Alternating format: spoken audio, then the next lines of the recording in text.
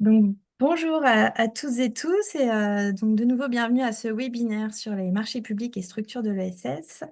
Les acteurs et outils clés. Ce webinaire est organisé en partenariat avec le CNFPT et le RTES, donc le réseau des collectivités territoriales pour une économie solidaire. Et on est ensemble pour 2 heures ce matin, donc jusqu'à 11h30.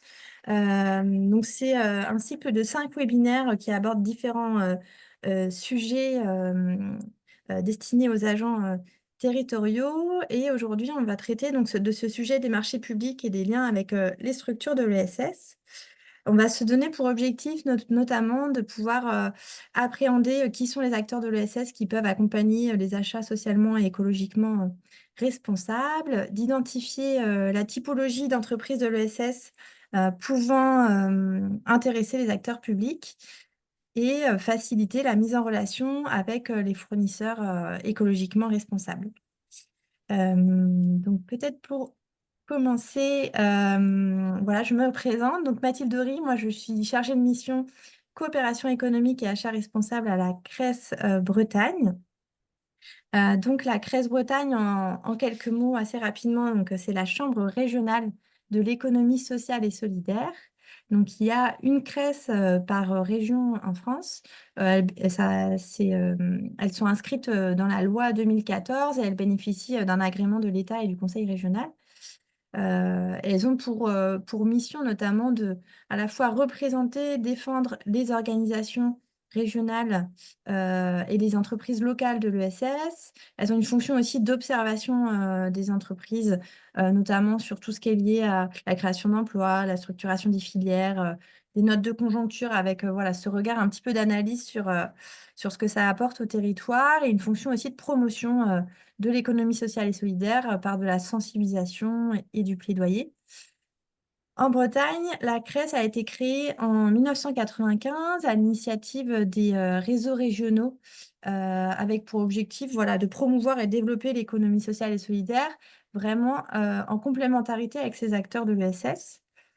Donc, sur la région, ce sont 110 réseaux et organisations locales et un conseil d'administration qui rassemble 42 administrateurs et administratrices qui sont vraiment issus des différentes typologies de structures de l'ESS, donc associations, coopératives, mutuelles, entreprises sociales euh, et les pôles locaux de l'ESS. Donc, c'est justement un petit peu la particularité de notre région, c'est d'avoir un écosystème breton organisé aussi au niveau territorial grâce à la présence de pôles de l'économie sociale et solidaire donc, qui sont présents sur les territoires, sur les différents territoires bretons que vous voyez sur la carte et qui sont également appuyés par un réseau de 4 incubateurs d'entreprises, une coopérative d'éducation à l'entrepreneuriat collectif et donc la chambre régionale, donc la CRES, qui a cette dimension régionale. Donc justement, la CRES voilà, travaille depuis plusieurs années sur ce sujet des achats responsables et cette mission vient notamment d'être structurée à l'échelle de la CRES pour pouvoir sensibiliser aux achats responsables, favoriser la mise en relation entre acheteurs et fournisseurs de l'ESS et favoriser l'accès des structures de l'ESS au marché public ou privé. Préciser également que du coup ce webinaire s'inscrit dans le cadre de la semaine des achats socialement et écologiquement responsables donc qui s'est lancée hier. C'est la 4e édition. Donc elle a lieu cette semaine là, du 27 au 31 mai.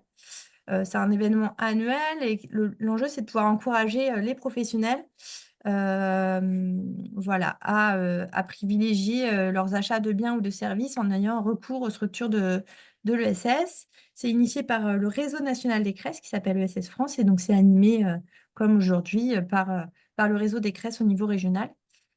Si ça vous intéresse, vous pouvez retrouver tous les événements qui sont organisés sur le lien qui s'affiche en bas de la slide. Donc, il y a des événements en Bretagne, il y a également des événements qui sont sur d'autres régions, mais qui sont accessibles, voilà, puisque c'est des formats webinaires, donc il y a tout à fait possibilité d'y participer. Donc aujourd'hui, dans le cadre de ce webinaire, on va vous proposer de présenter le sujet en plusieurs parties. On va d'abord vous rappeler un petit peu, se rappeler les fondamentaux. Donc d'abord les fondamentaux de l'ESS. Donc moi, je vais prendre le temps de vous expliquer un petit peu qui sont les acteurs de l'ESS. Ensuite, on accueille Solène Bigot qui est chargée de mission dynamique achat public durable à Réseco, qui partagera à son tour les fondamentaux, notamment des achats publics responsables et pour se rappeler le cadre d'intervention, notamment réglementaire. À ses côtés, Jean-Jacques Coquel, chef de projet clause d'insertion sociale à la Fédération des entreprises d'insertion. Euh, la complétera notamment pour avoir une dimension plus d'approfondissement, à la fois sur les leviers et bonnes pratiques pour le sourcing, donc c'est la première partie d'approfondissement, et ensuite sur les outils juridiques qui existent et pour comprendre leur mise en pratique. Donc voilà, ça ce sera la partie suivante. Et enfin, on a la chance aujourd'hui d'avoir le témoignage de Saint-Brieuc Armor Agglomération avec la présence de Mélodie, de Mélodie Plantureux, donc qui est chargée de mission études et projets économiques stratégie à Saint-Brieuc Armor Agglomération et qui, elle, fera un retour d'expérience ou tout du moins un témoignage sur un projet sur l'agglomération qui s'appelle le projet Totem et la mise en place d'un système d'acquisition de mobilier de réemploi sur cyclage, reconditionnement. On vous propose du coup, après chaque partie, de prendre un temps d'échange de questions-réponses, donc ce sera bien précisé. N'hésitez pas à ce moment-là, voilà, à poser vos questions, à faire vos retours et dans ce cadre-là, à rallumer vos caméras pour les échanges, pour que ça les rende aussi plus dynamiques. Donc voilà pour ce temps d'échange de ce matin. Alors, je vais commencer du coup sur la partie ESS avec pour enjeu de nous aider à identifier qui sont les acteurs de l'ESS et de comprendre les enjeux à développer des coopérations avec eux.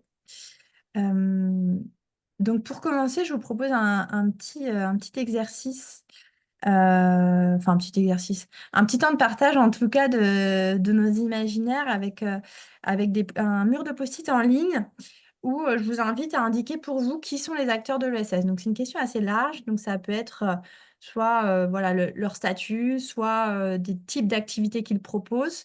Mais voilà, pour avoir une idée un petit peu dans vos idées, qui sont-ils? Et ensuite, on repartagera ensemble où est-ce qu'on peut trouver les acteurs de l'ESS. Donc, je vais vous partager le lien sur le chat.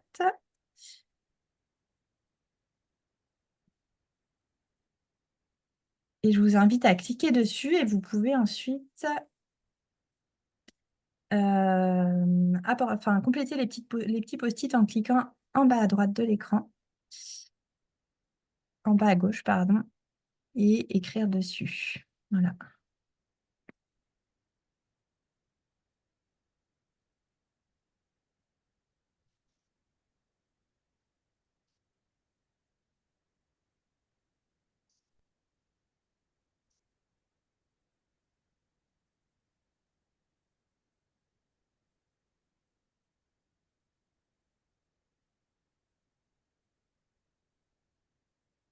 Les petits post-it qui bougent, n'hésitez pas à apporter vos contributions. Voilà, c'est une manière assez large. Donc, indiquez peut-être des exemples de structures avec lesquelles vous avez déjà collaboré ou en tout cas ce que vous en imaginez. Et ensuite, on pourra repartager ensemble.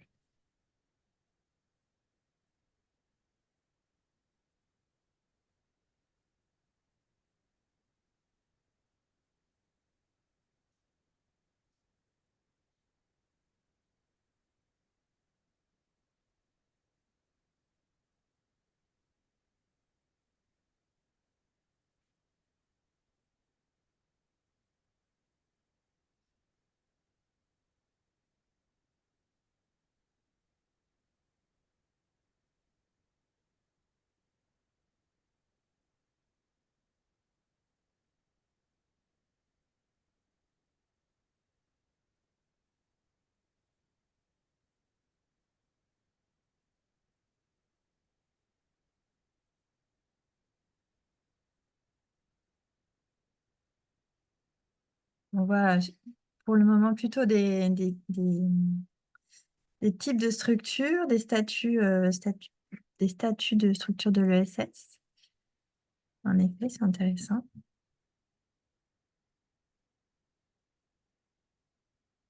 Si vous voulez partager aussi des domaines d'activité, voilà, des exemples, ça peut permettre aussi d'aller vers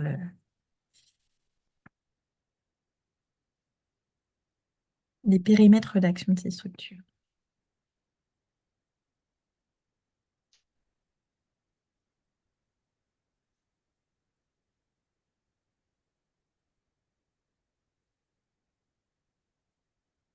Je laisse le temps au dernier post-it de se positionner et puis on va reprendre ensemble les propositions.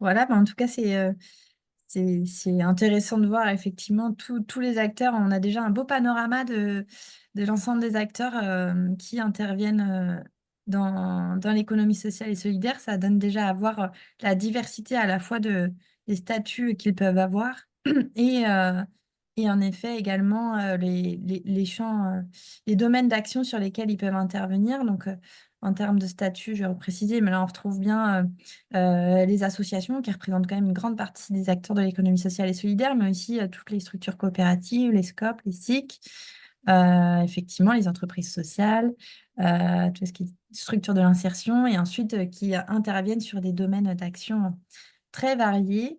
Les fondations, on a également, je crois qu'elles ne viennent pas ici, mais tout ce qui est mutuel, hein, historiquement, le réseau des mutuelles sont très présentes dans l'économie sociale et solidaire. Euh, alors là, on retrouve, c'est intéressant, l'État et les collectivités. Euh, alors, on ne les considère pas de l'ESS puisque statutairement, c'est voilà, des acteurs publics. En revanche, il y a clairement des connexions, des liens, des relations très fortes entre ces acteurs et ça va faire l'objet de nos échanges justement aujourd'hui. Bah, merci en tout cas pour vos contributions. Je ferai une copie de l'écran et j'intégrerai au support de présentation voilà, pour montrer également ce que ça représente pour les participants à l'ESS. Alors, je vais revenir sur ma présentation.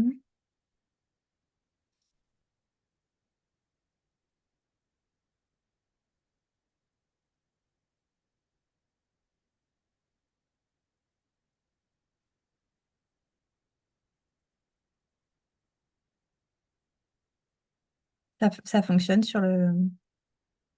Vous voyez bien le support. Parfait. Donc voilà, pour vous dresser un panorama de l'ESS, ce qui est intéressant aussi, c'est de voir que finalement l'ESS est au cœur de notre quotidien à tous et à tous. Donc, on le voit à la fois sur le petit visuel à droite, notamment parce qu'il est implanté dans beaucoup de secteurs d'activité différents. On l'a vu sur les post-it, que ce soit la culture, le social, mais aussi tout ce qui est transport, industrie. Voilà, l'ESS finalement est présent dans tous ces secteurs d'activité. Ça représente un emploi sur 10 dans l'ensemble de l'économie française. Et voilà, avec un rôle particulier sur certains territoires, notamment les quartiers politiques de la ville et le milieu rural où ça représente un certain nombre d'emplois sur ces territoires. Euh, Dans le milieu agricole, 88% des agriculteurs sont adhérents d'une coopérative. Au niveau du commerce, ça représente 30% du commerce de détail. On a plus de 50% des complémentaires santé qui sont issus des mutuelles de santé. Comme je disais, historiquement, la présence des mutuelles dans le SS est importante. Voilà, après, on a d'autres chiffres qui montrent également la forte présence de l'ESS dans certains secteurs, notamment l'aide à domicile, où 75% des établissements privés sont de l'ESS. Le sport, 80% des établissements sont de l'ESS. La culture également, avec 75% des établissements employeurs des arts et spectacles qui font partie de l'ESS. Et voilà, sur tous les enjeux également de réemploi, forte présence des acteurs de l'ESS, on le verra d'ailleurs avec le témoignage qu'on a aujourd'hui.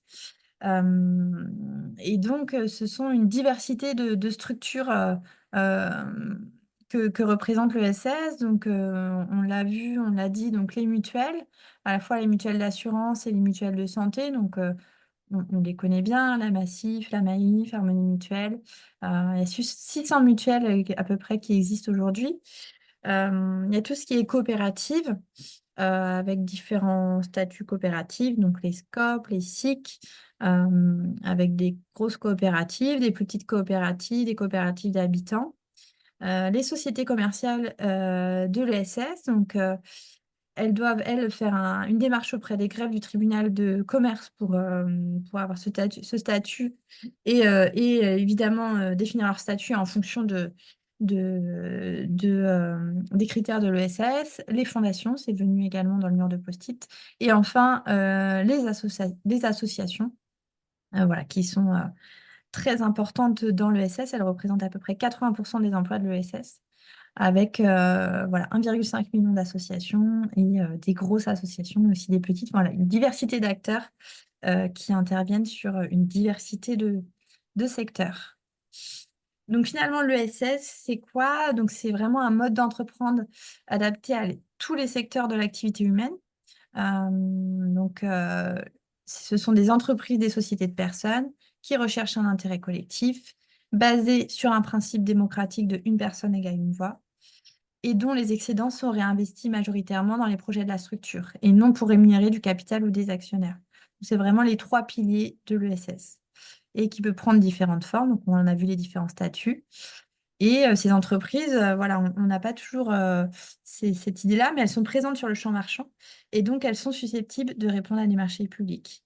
Voilà, on assimile beaucoup l'ESS parfois aux associations, au bénévolat, mais voilà, c'est intéressant de se rappeler que certaines sont présentes sur le champ marchand et qu'elles peuvent du coup répondre à vos marchés. Justement, où est-ce qu'on peut retrouver ces structures de l'ESS dans vos marchés? Euh, donc, à la fois, on peut les retrouver pour faciliter l'accès des PME au marché. Donc là, on peut retrouver toutes les petites et moyennes entreprises de l'ESS. Il y a un enjeu aussi d'accroître les considérations sociales, donc là, via l'insertion par l'activité économique ou le travail adapté. Et l'enjeu aussi d'accroître les considérations environnementales. Donc là, toutes les structures de l'ESS, mais notamment les structures de l'éco-construction, du réemploi.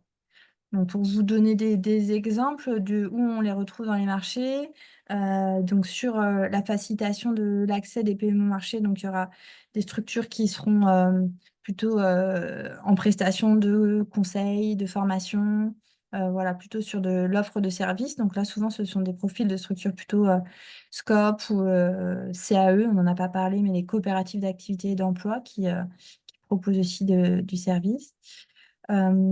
Sur tout ce qui est insertion par l'activité économique, donc là, on va trouver les SIAE et les ESAT. Jean-Jacques pourra nous en reparler plus précisément. Et ensuite, sur tous les enjeux d'éco-construction, de réemploi, d'économie circulaire, on va retrouver également des structures d'insertion par l'activité économique, mais aussi des associations, des entreprises sociales qui vont plutôt être en fourniture de matériaux, fourniture de mobilier, construction écologique. Il y a de forts enjeux de structuration justement de ces filières aujourd'hui, notamment en Bretagne. Donc voilà pour vous dresser un petit panorama de l'ESS, des acteurs de l'ESS et du lien avec vos marchés publics. Et donc pour justement apporter des éléments de cadrage sur les marchés publics, je vais passer la parole à Solène de Réséco.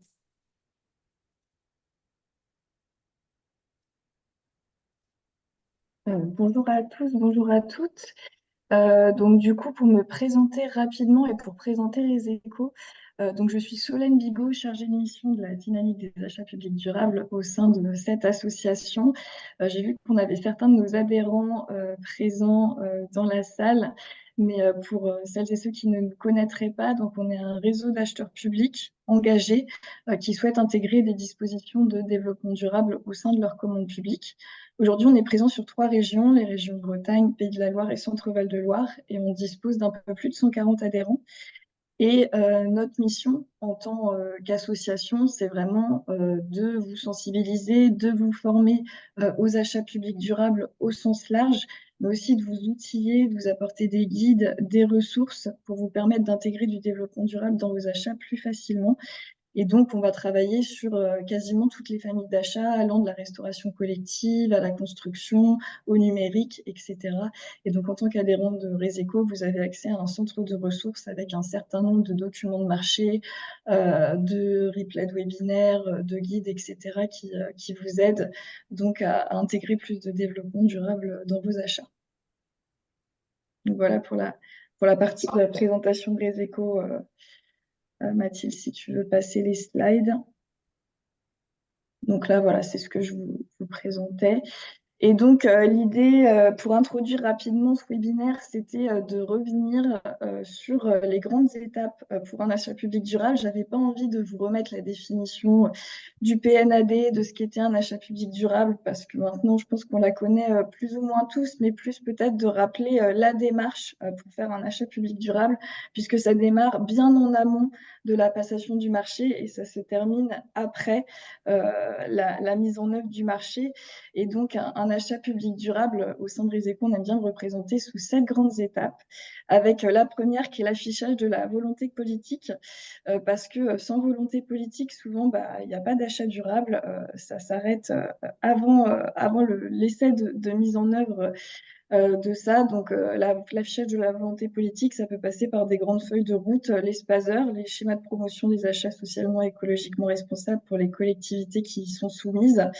Mais ça peut passer par d'autres feuilles de route, des chartes pour les plus petites collectivités ou encore les PCAET, par exemple, certaines feuilles de route qui ne font pas directement référence aux achats, mais qui peuvent y faire écho de plus ou moins près. Alors Mathilde, il y a des animations sur cette slide. Si tu veux toutes les passer d'un coup, peut-être ce sera plus simple. Donc la deuxième étape aussi primordiale pour un achat public responsable, c'est d'accompagner le pilotage en interne. Donc là, c'est vraiment de travailler en transversalité entre le service de la commande publique et puis aussi les services prescripteurs. Voilà, un achat durable qui ne repose uniquement sur les épaules de la commande publique, c'est un achat qui risque d'être infructueux. Il faut vraiment mobiliser tout le monde. Et puis, donc, c'est important de sensibiliser et de former les agents aux enjeux autour des achats publics durables, donc leur laisser du temps de se former, les accompagner dans leur montée en compétences. Ensuite, il y a deux étapes suivantes sur l'achat public durable qui vont un petit peu ensemble, c'est la définition du besoin et le sourcing. Donc, un achat public durable s'anticipe. Il faut réinterroger les besoins de sa structure, ses contraintes, vers où on veut aller. On reviendra un petit peu plus en détail sur cette étape tout à l'heure. Mais c'est à ce moment-là que vous allez pouvoir repérer, où vous allez pouvoir intégrer des considérations sociales et environnementales dans vos marchés.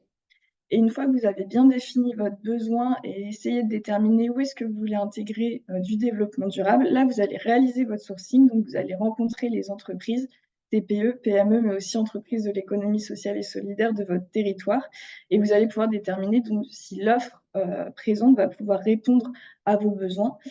Et ça va vous permettre aussi d'affiner les critères d'analyse et les clauses à intégrer dans vos cahiers des charges. Donc là, on passe ensuite à l'étape suivante qui est la rédaction des pièces du marché, l'analyse et le choix de l'offre. Et là, en fait, toute la construction du dossier va se réaliser en fonction du sourcing que vous avez préalablement réalisé, qui va vous permettre de choisir les bons outils du code de la commande publique qui vont pouvoir répondre aux enjeux durables repérés. Donc, réaliser un allotissement, un marché de gré à gré, un marché de réservé éventuellement. On va y revenir aussi plus tard dans le webinaire. Et puis, les 2 dernières étapes de l'achat public durable, c'est l'évaluation et l'amélioration et la capitalisation et la mutualisation, parce que l'achat durable ne s'arrête pas à la passation du marché. Il est important de suivre son marché, d'effectuer des bilans réguliers, d'évaluer les axes d'amélioration, ce qui fonctionne, ce qui ne fonctionne pas, et puis de travailler dans une optique d'amélioration continue. Voilà, essayer de ne pas reproduire les mêmes erreurs, entre guillemets, ou d'axer sur ce qui fonctionne bien. Et puis, une toute dernière étape qu'on oublie souvent, c'est de communiquer auprès du public et des usagers, montrer que la commande publique est exemplaire et que voilà, vous faites ces efforts-là au sein de vos services publics et que ça peut inspirer vos usagers aussi et leur montrer les retombées positives sur vos territoires.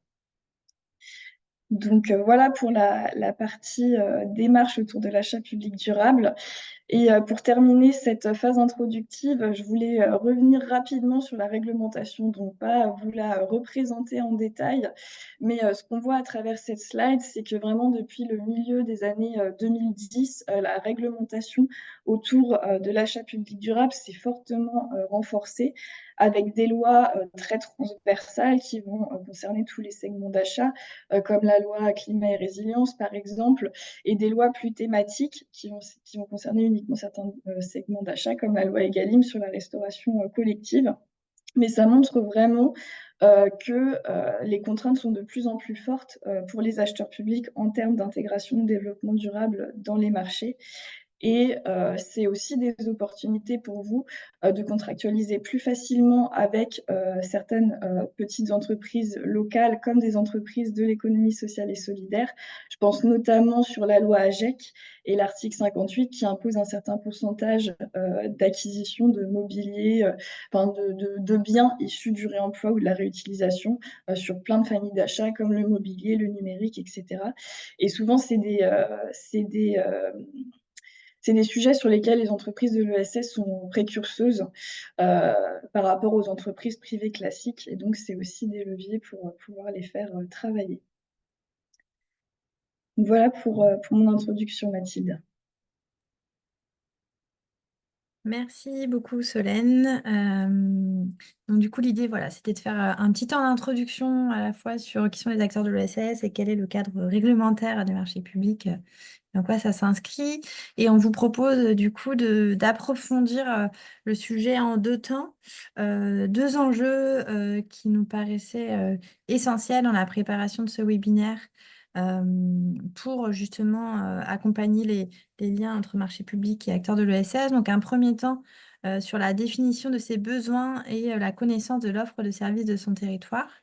Donc là, je vais passer la parole de nouveau à Solène et qui sera complétée par Jean-Jacques pour justement pouvoir vous apporter des éléments de cadrage méthodologique. Je vais leur laisser prendre le temps de présenter leurs éléments et ensuite on prendra un temps de questions-réponses, voilà, de besoins de clarification à la fin. Donc je crois que je repasse en premier lieu la parole à Solène.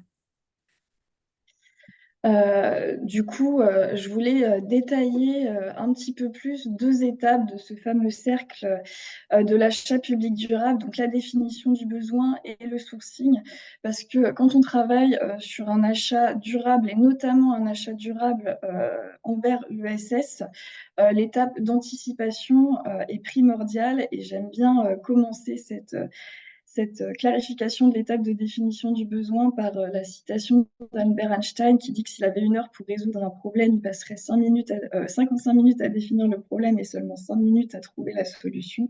Je trouve que ça fait plutôt bien écho à cette démarche de définition du besoin où vraiment on prend le temps de définir son besoin. Tu peux passer la slide, Mathilde. De se poser les bonnes questions, réfléchir en premier lieu en termes de sobriété. Est-ce qu'on a vraiment besoin de faire cet achat? Est-ce qu'on peut réduire les quantités? Aussi se poser les questions sur comment acheter mieux, comment acheter autrement. Donc voilà, est-ce que j'ai des entreprises locales, des entreprises qui ont des exigences sociales et environnementales sur mon territoire qui pourraient potentiellement répondre à mes besoins. Sur cette étape de définition du besoin, on peut faire du benchmark, regarder sur les collectivités avoisinantes si elles ont déjà eu des marchés du même type et comment est-ce qu'elles ont travaillé. Sur cette étape, on peut réfléchir en termes d'analyse fonctionnelle de son besoin, donc caractériser son besoin en fonction de son usage et non pas à travers des caractéristiques techniques. Donc sur un achat de biens numériques, par exemple un ordinateur, au lieu de demander une certaine vitesse de processeur, une certaine taille d'écran, on va demander un ordinateur qui soit en mesure de faire du télétravail, donc d'avoir un usage nomade, de faire des visioconférences, de travailler sur tel ou tel logiciel, etc. Et donc voilà, ça permet vraiment de définir son besoin à travers un usage et non pas à travers des caractéristiques techniques qui peuvent peut-être ne pas entièrement répondre à ce qu'on avait besoin initialement. Et dans l'étape de définition du besoin, donc la dernière étape, c'est le sourcing. Une fois qu'on a bien défini notre besoin, qu'on a déterminé où est-ce qu'on voulait intégrer du développement durable, etc. Et le sourcing, donc si tu passes la slide, Mathilde, il manque une slide, je crois. Il manque une slide, Mathilde. Bon, c'est pas très grave. Désolée, je la réintégrerai. En effet, je me passais à côté. Donc le sourcing, donc c'est l'action de recherche d'un fournisseur qui peut potentiellement répondre à votre besoin. Donc c'est un levier efficace pour identifier et évaluer les offres existantes. Voilà, déterminer qui sur votre territoire, donc plus ou moins local, va pouvoir répondre à votre besoin. Ça peut vous permettre de découvrir des offres innovantes aussi. Des fois, vous avez des entreprises classiques ou ESS qui peuvent répondre à votre besoin avec une certaine solution que vous n'aviez pas identifiée initialement. Et du coup, ça peut vous permettre aussi de voir les choses différemment et de l'intégrer lors de la rédaction de votre cahier des charges. Autre chose vraiment primordiale quand on parle de sourcing, c'est que ça permet d'informer les fournisseurs sur les futurs projets. Et notamment quand on veut travailler avec des structures de l'ESS. Souvent, c'est des petites structures qui n'ont pas forcément beaucoup de moyens humains ou beaucoup de temps à accorder euh, à la réponse administratives au marché public et elles ont aussi besoin de temps pour se structurer en amont, savoir si elles vont pouvoir voilà, mettre enfin, les moyens nécessaires pour réaliser et mettre en œuvre ce marché euh, pour le temps de sa publication. Et donc les informer en amont de vos projets d'achat, ça leur permet vraiment d'avoir ces informations-là en tête, de savoir que dans X mois, le marché va tomber. Et donc, voilà, qu'ils puissent, eux, anticiper leur réponse à ce marché. Et donc, le sourcing, ça permet indirectement de favoriser l'accès aux TPE, PME et entreprises de l'ESS à la commande publique, puisque vous avez échangé en amont avec eux sur leurs problématiques, leurs difficultés et les leviers aussi qui vont permettre de les faire accéder à la commande publique s'ils se différencient sur des aspects de développement durable, sur l'aspect social, l'aspect environnemental, etc. Et donc, du coup, vous allez pouvoir rédiger votre cahier des charges ensuite de telle sorte à favoriser leur accès à la commande publique. Et puis, voilà, le sourcing, ça vous permet encore une fois de rencontrer tous les acteurs de l'ESS, les entreprises du secteur protégé, de l'insertion, du handicap, etc., que vous ne connaissez pas forcément ou avec qui vous n'avez pas eu nécessairement le temps d'échanger. Et donc, voilà, ça peut vous permettre de mieux connaître leur offre. Et donc, la bonne connaissance, encore une fois, de l'offre existante peut vous permettre de construire le marché de la manière la plus adaptée possible, d'utiliser les bons outils du code de la commande publique, que ce soit l'allotissement, les considérations sociales, les clauses, les marchés réservés, etc. Voilà. Et du coup, je voulais terminer cette partie sur un petit plaidoyer, peut-être comment convaincre enfin, de faire appel aux structures de l'ESS pour répondre à vos marchés publics. Déjà, ça peut faire jouer la concurrence, enfin, ça peut vous permettre d'améliorer votre connaissance du tissu économique local, d'augmenter votre vivier de fournisseurs.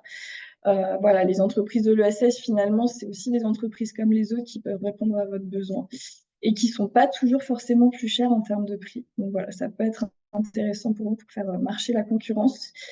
C'est très majoritairement des prestataires aux performances sociales et environnementales élevées qui peuvent vraiment se différencier sur ces critères-là. C'est aussi parfois des entreprises de positionnement innovant, je le disais tout à l'heure, mais sur les aspects de reconditionnement, de réemploi, d'upcycling ou surcyclage en français. Voilà, c'est des acteurs qui sont vraiment en avance sur leur temps, qui étaient déjà positionnés il y a quelques années, contrairement aux acteurs privés classiques qui s'y intéressent depuis l'apparition des nouvelles lois AGEC, etc. Donc, il y a encore assez peu de concurrence et voilà, ça peut vous permettre de les valoriser sur ces aspects-là. Et puis aussi faire appel aux structures de l'ESS avec les marchés publics, avec la commande publique, c'est aussi soutenir l'économie sociale et solidaire, notamment en participant à la création dynamique de coopération entre entreprises de l'ESS pour répondre à vos besoins. Donc là, des entreprises qui vont répondre en groupement, souvent les entreprises de l'ESS ne peuvent pas répondre seules à votre besoin qui est trop important, donc elles vont coopérer ensemble pour répondre à leurs besoins, à votre besoin. Et puis, c'est aussi favoriser la diversification des modèles économiques de l'économie sociale et solidaire, qui, de ce fait, reposent de moins en moins sur les subventions, puisque vous pouvez aussi les faire travailler et les faire pérenniser grâce à la commande publique.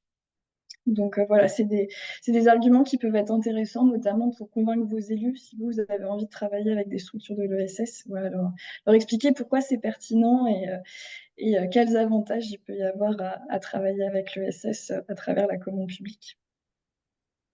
Merci beaucoup, Solène, pour ces éléments d'argumentaire pour convaincre, pour compléter, pour enrichir et pour illustrer voilà, ces parties sur l'identification des acteurs, la phase de sourcing. Je vais laisser du coup Jean-Jacques compléter.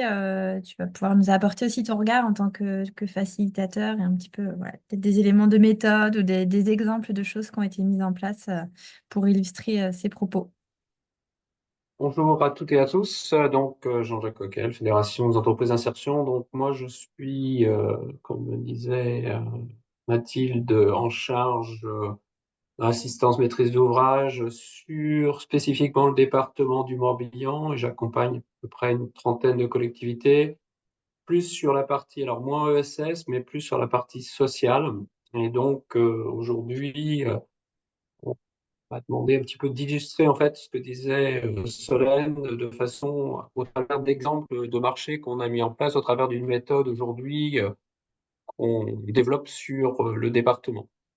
Le premier marché que je vous proposais, c'était un marché qu'on a travaillé avec le conseil départemental 56 sur le marché d'entretien des locaux.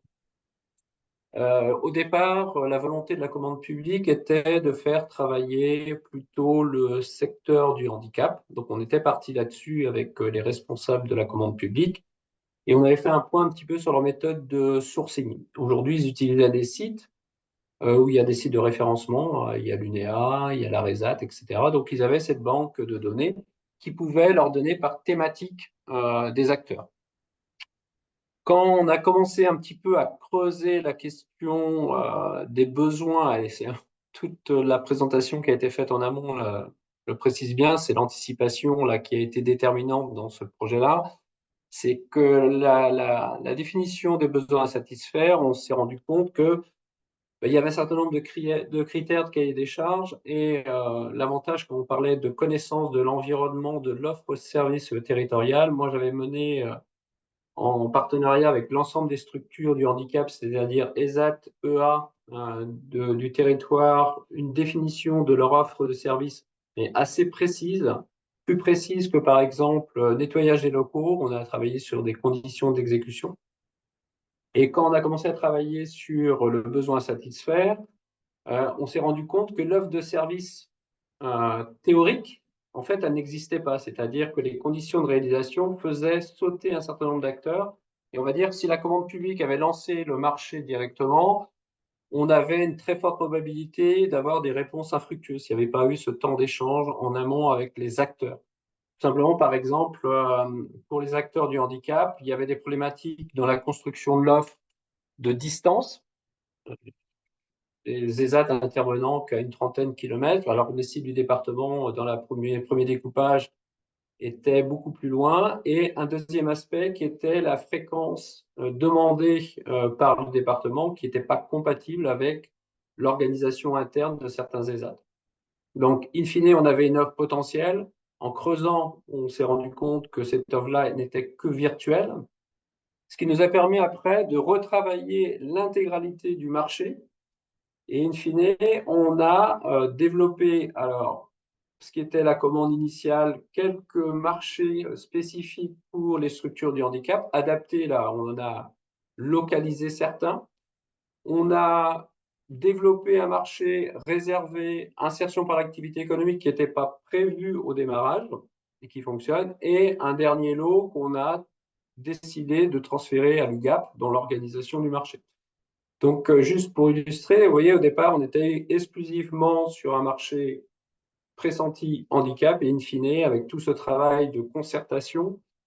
Et on va dire que l'autre aspect, alors moi j'appelle ça, c'est pour ça que j'ai intitulé ça pré-sourcing, parce que c'est tout le travail que nous, dans notre mission FEI, on a sur le territoire, c'est de la connaissance des acteurs, de redéfinir, de questionner les cahiers des charges, les offres de services pour, dans cette action, définir grosso modo quels sont les acteurs potentiels qui peuvent répondre. Et après, on organise, une fois qu'on a avancé cette étape de pré-sourcing, on met en place des actions de sourcing avec la maîtrise d'ouvrage.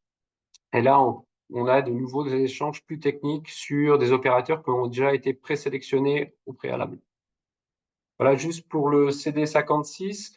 Et un autre exemple pour le groupement hospitalier de Bretagne-Atlantique. Donc là, on avait un très, très gros marché. C'est la gestion de l'intégralité du groupement hospitalier. Donc, un marché très conséquent, très compliqué.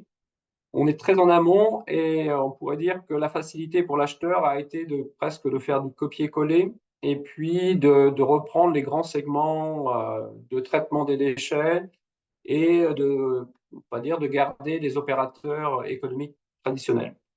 L'acheteur a une sensibilité particulière à tout ce qui est insertion et on va dire développement durable. Et avec lui, on a commencé à travailler.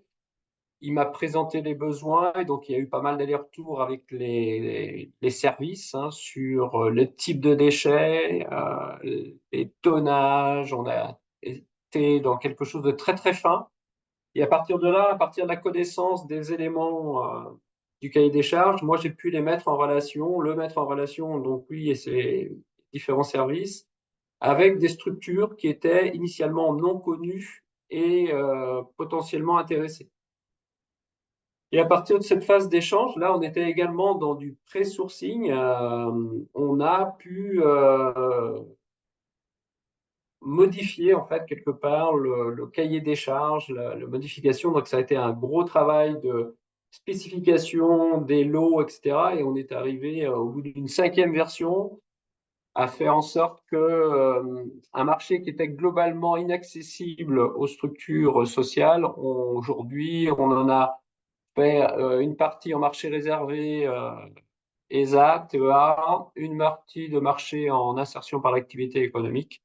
Et pour le reste, on a travaillé sur des considérations sociales. Et pour d'autres lots, on n'a rien mis. Voilà, parce qu'en fait, c'est des marchés qui sont très techniques et on n'a pas trouvé d'opérateurs potentiellement qui pourraient jouer le jeu.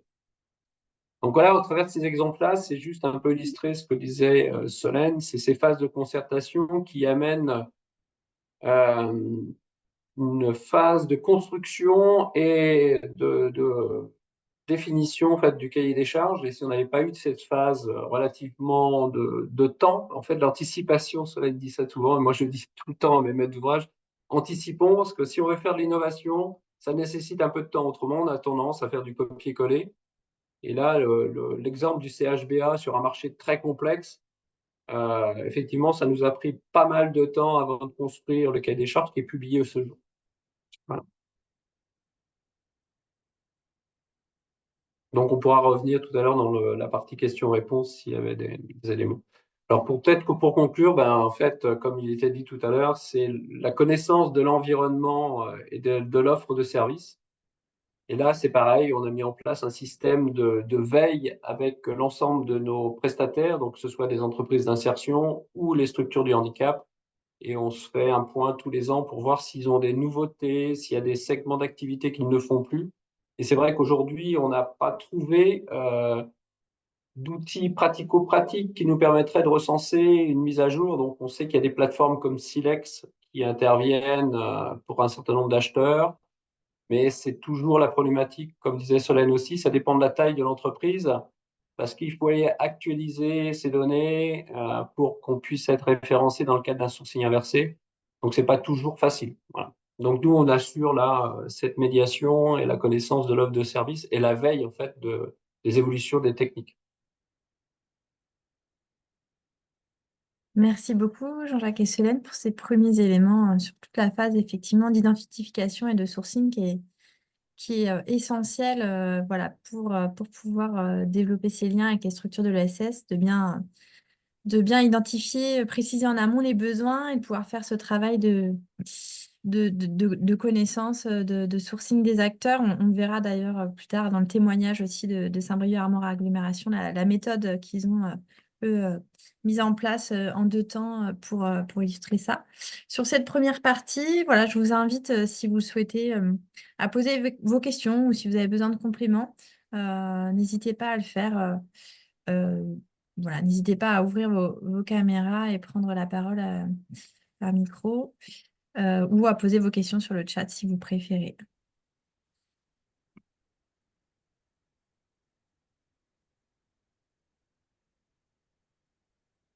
Ou si vous avez même un petit témoignage à faire sur cette phase-là, voilà, si vous voulez faire un retour peut-être d'une difficulté ou de quelque chose qui a fonctionné, n'hésitez pas à le partager. Ça permet aussi d'alimenter les échanges, d'illustrer un petit peu les propos.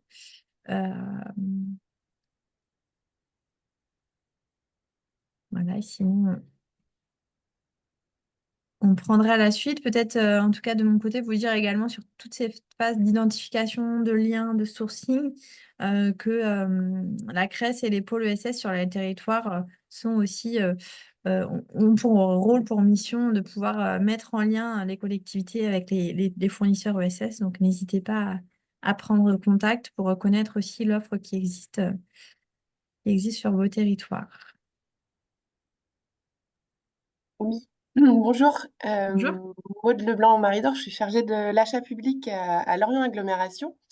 Et, euh, et c'est vrai que pour l'instant, la question de l'ESS, on n'a pas réussi à bien investir. On va travailler avec un partenaire, c'est deux seuls au niveau du territoire. Notre vraie difficulté, c'est effectivement d'identifier un peu les structures par segment d'achat à l'échelle du territoire, proximité, mais de manière aussi plus large. Et moi, ma question, c'était savoir si certaines collectivités avaient une démarche, notamment déjà de prendre attache auprès des structures de l'ESS pour connaître leurs premières difficultés d'approche en termes de commande publique, sans avoir identifié un segment d'achat dans le cadre d'un sourcing, mais de faire une sorte de sourcing un peu généralisé sur déjà quelles sont vos difficultés par rapport à la commande publique, ce qu'on doit travailler de manière générale. Et si ça peut être déjà une première approche intéressante, parce que moi, là, je voudrais travailler sur notre programmation et de se dire, dans la programmation d'achat, qu'est-ce qu'on peut diriger auprès de l'ESS en recoupant avec justement les propositions des différents secteurs d'activité, mais aussi avoir une approche un peu plus généraliste et de se dire, pour vous accompagner, quels sont vos besoins? Est-ce que c'est travailler sur des outils, notamment par rapport à une réponse, comment est-ce qu'on répond, comment est-ce qu'on peut faciliter, nous, la réponse? Enfin voilà, c'est des questions un peu plus générales. Et je voulais savoir si certaines collectivités avaient fait cette démarche de faire une sorte d'appel à sourcing un peu généraliste sur les difficultés à rentrer dans la commande publique. Voilà. Alors, je vais prendre la parole. Oui. Oui, on a plusieurs collectivités sur notre territoire qui ont mis en place ce genre de demi-journée ou de journée où ils font appel aux entreprises de l'ESS, tous segments d'achat confondus. Et en général, ça se passe en 2 temps. Donc, un premier temps où ils présentent un petit peu la commande publique aux entreprises de l'ESS. Et puis, justement, là, il y a un temps d'échange pour échanger sur les problématiques, les difficultés, les leviers, etc. Et souvent, ça se suit d'une partie salon un petit peu où quand même les acheteurs viennent rencontrer les structures de l'ESS Et vraiment sur un pré-sourcing, comme dirait Jean-Jacques, il n'y a pas nécessairement de marché, de besoin très précis. Mais voilà, vous arrivez avec quelques idées en tête et puis vous échangez avec les structures. Et le jour où vous avez votre marché qui tombe, vous avez déjà rencontré les entreprises et vous savez plus ou moins qui pourra potentiellement répondre à votre marché. Donc moi, j'avais accompagné Orléans Métropole l'année dernière là-dessus. Je sais que Nantes Métropole l'a fait aussi. En Pays de la Loire, le conseil départemental de Loire-Atlantique. En Bretagne, il y a l'agglomération de Vannes aussi qui avait fait une journée du même type. Donc, ouais, ça se fait plutôt bien. Oui. Merci. Et peut-être pour compléter, alors pas effectivement sur tout segment d'achat, mais la CRES se donne aussi cette mission d'accompagner les acteurs de l'ESS à pouvoir voilà, répondre à des marchés publics, donc à les outiller sur ces enjeux-là et également à accompagner les coopérations entre acteurs pour répondre au marché, parce que c'est un enjeu fort aussi pour les acteurs de l'ESS.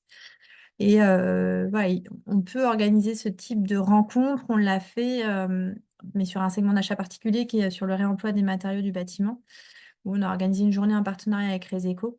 Voilà, pour faire se rencontrer acheteurs publics et fournisseurs ESS de réemploi de matériaux, pour qu'il y ait une meilleure connaissance des problématiques des uns et des autres, et avec des retours d'expérience sur des marchés pour voilà, justement faire passer certains messages d'anticipation, voilà, pour qu'il y ait une meilleure compréhension des enjeux des uns et des autres et que ça facilite bah voilà, la réussite de ces marchés, et notamment pour éviter aussi les marchés infructueux. Il y a un fort enjeu à développer ce type de rencontre. Merci en tout cas pour cette question. Est-ce qu'il y a d'autres questions, d'autres interventions? Voilà, de toute façon, on aura... Oui. Il semblerait que Dinan Agglomération, une question. Oui, tout à fait. Bonjour, donc Léa Sadiakou. Nous avons une question du coup, concernant le marché de gestion des déchets. On aurait souhaité savoir combien de temps de préparation avant la publication du marché s'est écoulé. Et donc là, c'est une question qui s'adresse à Jean-Jacques, je pense. Tout à fait.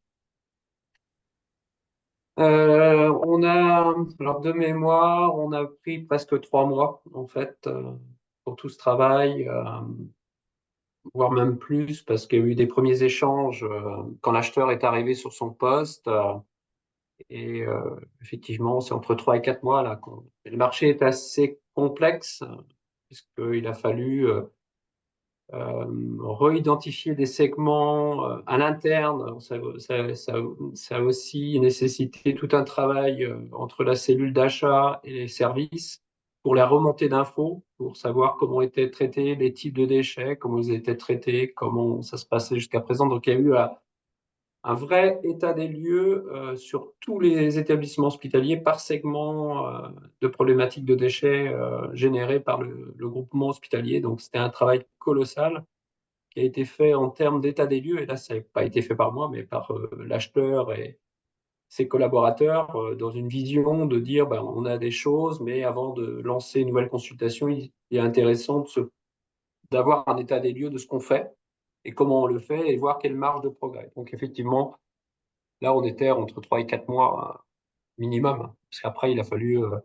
redéfinir les grandes typologies. Donc, il a construit des grandes filières de recyclage des déchets, et à partir de là, on a mis en place des rencontres sur tous les segments, et on a fait venir tous les opérateurs pour qu'ils présentent, parce qu'on a utilisé ces réunions-là aussi. Alors, on s'est enrichi là-dessus, puisque, alors sur certains segments de marché, on a eu des, des grands groupes qui nous ont pu nous tenir au courant de l'évolution de leur technique, les segments d'innovation qu'ils avaient mis en place, etc. Donc, c'était fortement intéressant. Et idem pour la partie sociale du handicap et de l'insertion par l'activité économique. Donc, on a interviewé, entre guillemets, les acteurs du secteur pour voir où ils en étaient, quel type de propositions ils pouvaient faire. Et ça a aidé, en fait, globalement, le groupement hospitalier à définir les filières d'achat. C'est pour ça qu'il y a eu plein de versions différentes jusqu'à la version finale. sais pas si ça répond à la question, mais c'est pour ça que là, il faut un temps relativement long de préparation. Mais l'avantage, c'est que, comme disait Mathilde, c'est qu'on a une des problématiques de tous les acheteurs, c'est d'éviter les marchés infructueux. Et quand je le disais tout à l'heure, pour le marché du département, si on l'avait lancé, il y avait de fortes chances que pour les prestations de nettoyage, en ayant raté un ou deux, on va dire virtuellement, tout était possible. Sauf que dans le concret, ça ne faisait pas par rapport au nombre de jours d'intervention. Quand on demandait une prestation 5 jours, alors que l'ESAT ne fait qu'une prestation sur 3 jours et demi, ça marchait pas, n'acceptait pas les horaires décalés qui étaient une des contraintes du CCTP. Ben, en fin de compte, si on n'avait pas creusé finement par territoire les problématiques, on aurait eu des marchés infructueux, donc on aurait perdu du temps en fait. Donc le temps qu'on perd, moi je trouve, c'est effectivement l'anticipation, c'est aussi un gain de temps parce que ça évite. Et là, quand on a travaillé sur le pré-sourcing et sur le sourcing, on a quelque part, on sait qu'on a des opérateurs qui peuvent répondre, que le CCTP correspond, bon, il n'y a pas de contrainte particulière. Et c'est aussi cette phase-là aussi pour les entreprises. On a discuté avec des grands opérateurs, mais aussi avec les structures plus sociales. C'est aussi un vecteur de développement parce que ça permet, en disant, bah, il y a une offre de service, il y a une proposition qui est faite par le maître d'ouvrage.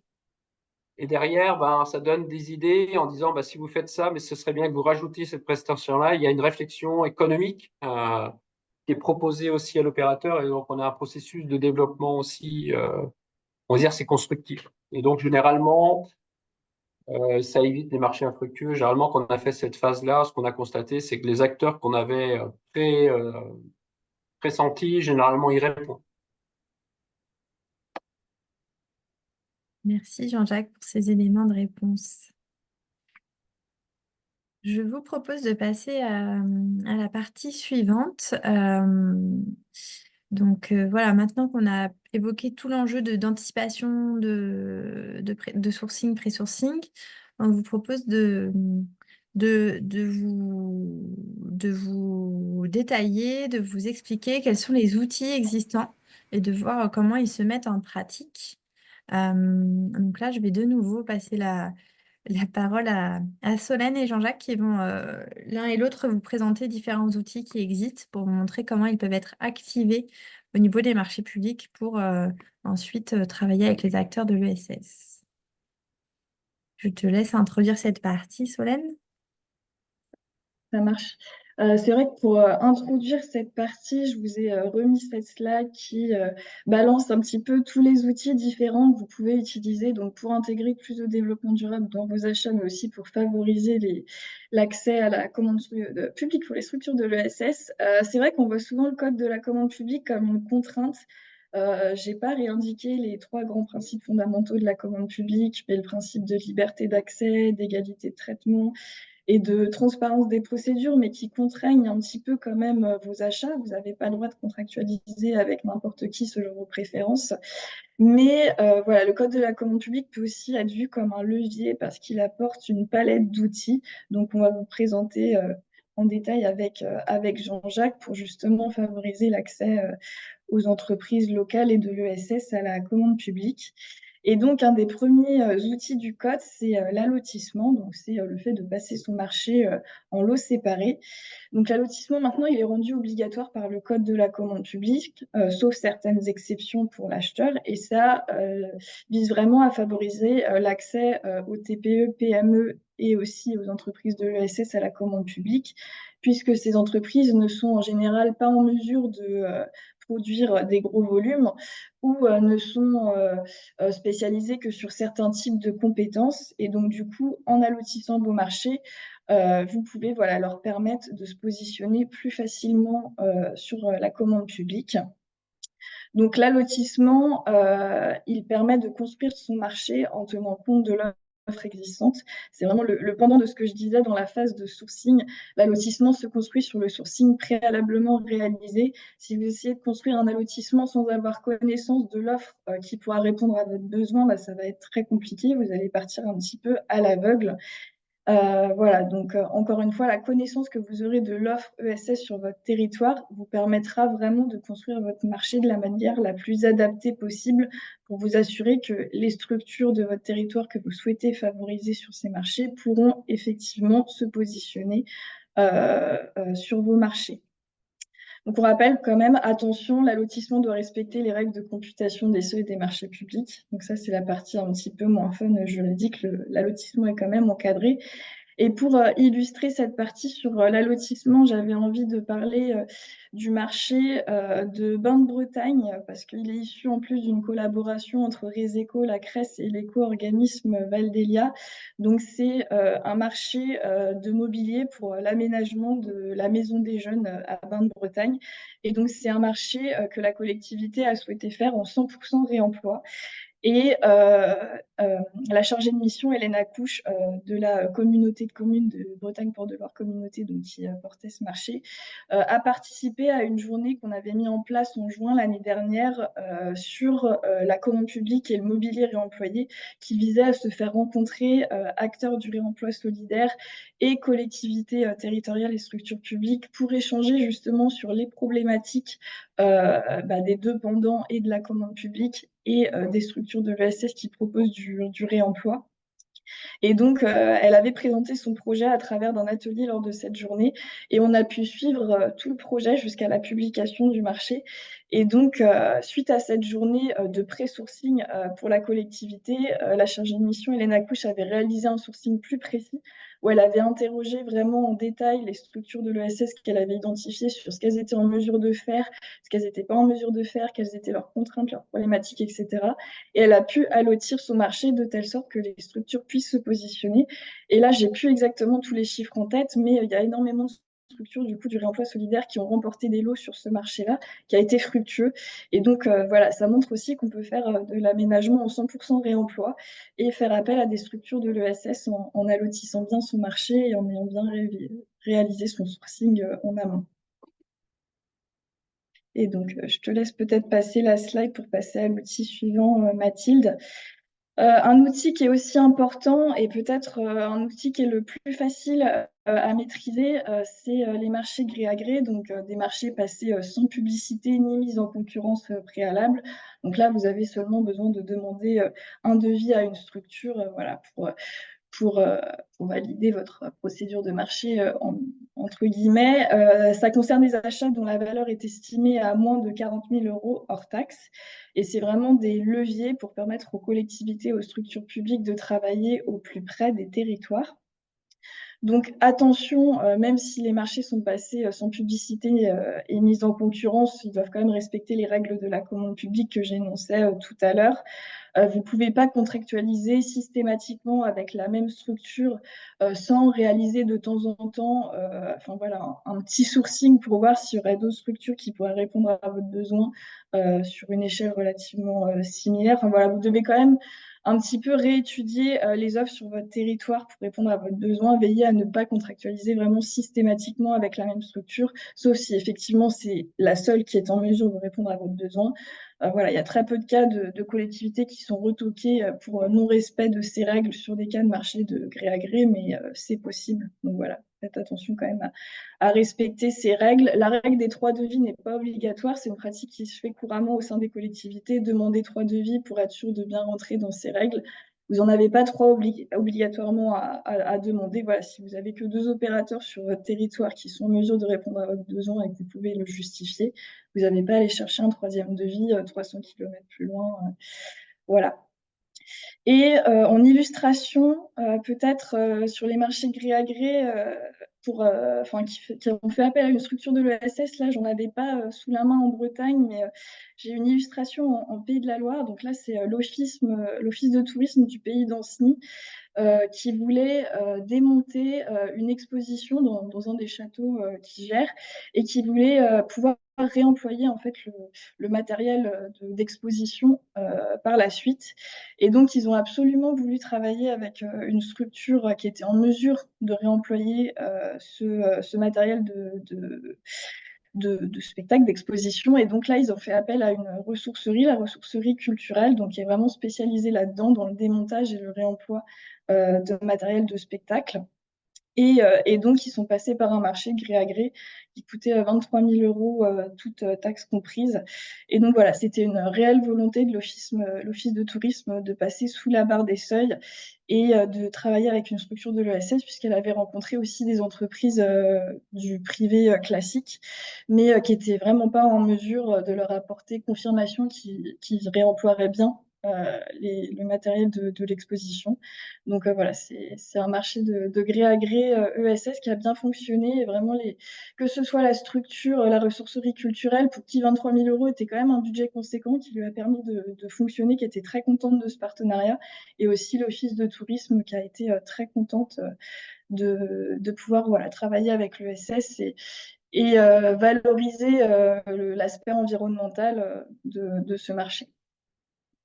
Voilà pour le petit retour d'expérience. Je laisse Jean-Jacques prendre la suite sur d'autres outils à mobiliser. Alors, pour des choses sans doute que vous connaissez, mais juste pour rappel, en fait, on a des dispositions dans le Code des marchés publics qui permettent de mettre des considérations sociales, qu'on appelle des clauses sociales ou des clauses d'insertion sociale maintenant. Donc là, on est un peu au carrefour des politiques d'achat responsable et des politiques d'insertion professionnelle. Donc, c'est une disposition alors qu'on va retrouver essentiellement dans les marchés publics, puisque aujourd'hui c'est la thématique, mais qu'on peut développer aussi dans les marchés privés aujourd'hui. C'est dans le cadre de la responsabilité sociale des entreprises. On accompagne aujourd'hui les donneurs d'ordre privés qui se lancent dans ces démarches-là. La clause sociale, elle va définir une action ou des actions à réaliser par les attributaires de marché. Donc, si tu veux bien, Solène, va-t-il passer la prochaine? Donc, en fait, on a aujourd'hui des considérations, en fait, comme on disait en introduction tout à l'heure, c'est plutôt une volonté politique, puisqu'il n'y a pas d'obligation réglementaire qui s'impose. Alors, on a évoqué les SPASER, qui sont contraignantes, mais pour une certaine volumétrie d'achat. Mais on va dire qu'aujourd'hui, on n'a pas de disposition qui impose de mettre en place des clauses sociales. Donc, en fait, la thématique clause sociale, on va utiliser des articles du code. Donc, on va utiliser des problématiques soit sur ce qu'on appelle des réservations d'heures de travail, c'est contribuer à l'insertion professionnelle au travers de dire le marché génère tant d'activités travaillées et on va en réserver un pourcentage à des demandeurs d'emploi dits prioritaires. On a aussi des thématiques qui peuvent être mises en place dans le cadre d'actions de formation. Donc, je pourrais juste citer un exemple avec un marché de nettoyage. On a mis en place des heures clauses sociales travaillées et en complément, on a développé une action de formation qui était imposée aux soumissionnaires. Ils devaient réaliser une action de formation sur la prévention sécurité en lien avec l'opérateur, le maître d'ouvrage qui avait des propres dispositions et la formation a été conjointe animé par quelqu'un du maître d'ouvrage qui a suivi. Par contre, l'obligation de l'entreprise, c'était de libérer ses salariés et de les payer dans le cadre de cette formation. Et donc, ils avaient l'obligation de venir sur cette formation dans le cadre des clauses sociales. Et puis, on l'a évoqué tout à l'heure, on a des dispositions qui sont plus liées au marché réservé. Mathilde, est-ce que tu peux passer la slide? Donc, en fait, les marchés, aujourd'hui, on a des marchés, donc les conditions d'exécution de la clause sociale, on peut y introduire une condition d'exécution du marché. On peut y rajouter dans certains cas, mais je pense que vous connaissez tout ça, c'est des conditions de jugement de l'offre, c'est-à-dire que la performance, on va mettre des critères pour la cotation des offres sur la performance clause sociale. Donc là, on vous a juste fait un bref rappel, on va dire des articles qui sont mentionnés, mais ça, je pense que vous le connaissez. Et sur la problématique des marchés réservés, alors aujourd'hui, on avait le plus connu sur les marchés réservés handicap, c'est d'ailleurs Quand on travaille sur la notion de sourcing, la première thématique, puisqu'on parle d'ESS dans l'achat durable, le premier vecteur, mais je pense que c'est l'histoire qui fait ça, on traduit la politique sociale par l'achat handicap. Et aujourd'hui, on a la possibilité, donc on a toujours ces marchés réservés handicap, donc qui sont toujours possibles pour les structures de type ESAT, EA. On a une nouveauté qui sont les marchés réservés insertion par l'activité économique. Donc, les entreprises d'insertion, ce sont des entreprises qui ont une activité commerciale classique avec un agrément délivré par l'État pour une mission sociale. Et la petite particularité, c'est aussi qu'aujourd'hui, on a la possibilité d'avoir des marchés réservés handicap et insertion par l'activité économique. Alors, ça présente des intérêts. Alors, ça augmente la concurrence. Des fois, les structures sont concurrentes, mais on peut aussi avoir des joint ventures entre des EA et des entreprises d'insertion sur un segment où ils ont des compétences et des complémentarités. Donc, c'est tout à fait intéressant sur cette possibilité de mobilisation. Là aussi, c'est une question de connaissance des acteurs et des territoires et de la possibilité de voir comment ils peuvent travailler ensemble sur des segments.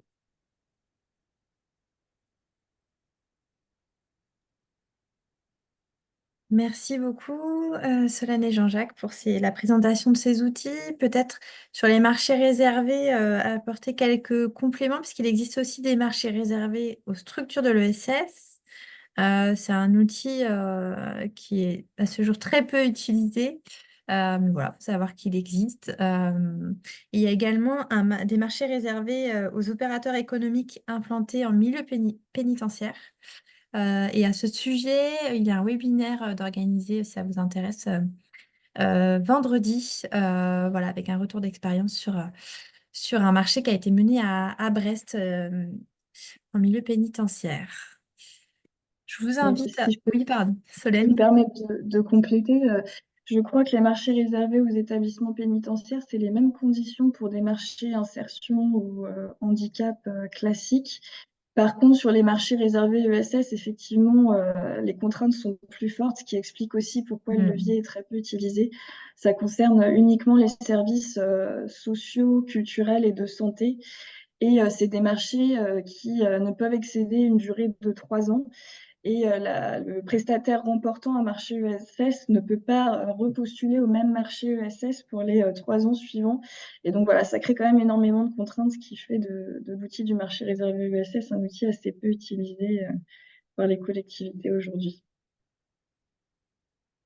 Merci pour ces compléments. Sur la question du coup des outils, voilà, de ce qui vous a été présenté, si vous avez des questions ou des besoins de compléments, voilà, on a un petit espace d'échange de questions-réponses si vous le souhaitez. Encore une fois, vous pouvez ouvrir caméra et micro ou bien poser vos questions sur le chat.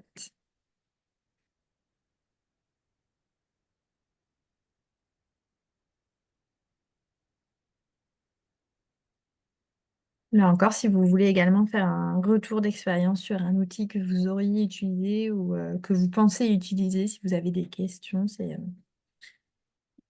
le moment de partager si vous souhaitez.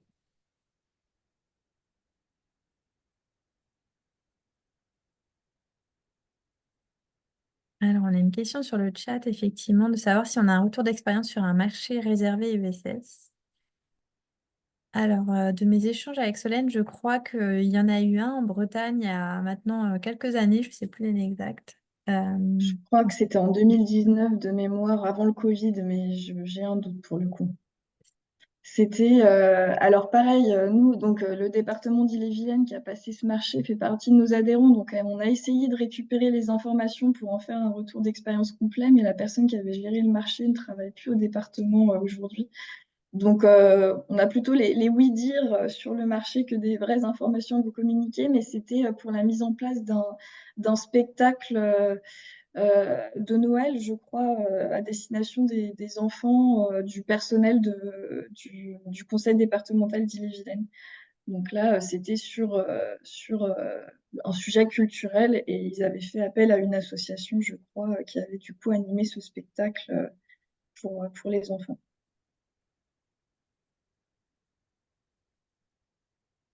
Merci Solène.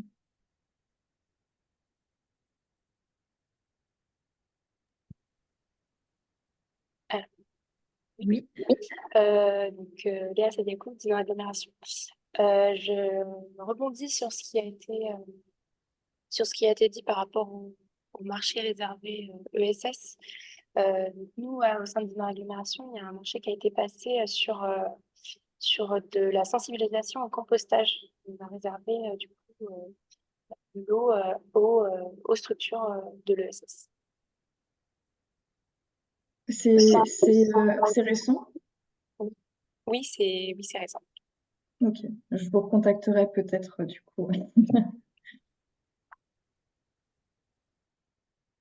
Oui, ça nous intéresse en effet voilà, de voir si ça a bien fonctionné, comment vous avez effectivement peut-être fait le travail de sourcing en amont, si ça, enfin voilà, tous les retours d'expérience sont intéressants pour nous à valoriser, pour que ça bénéficie ensuite à nos adhérents, que ce soit côté Réséco ou côté CRES.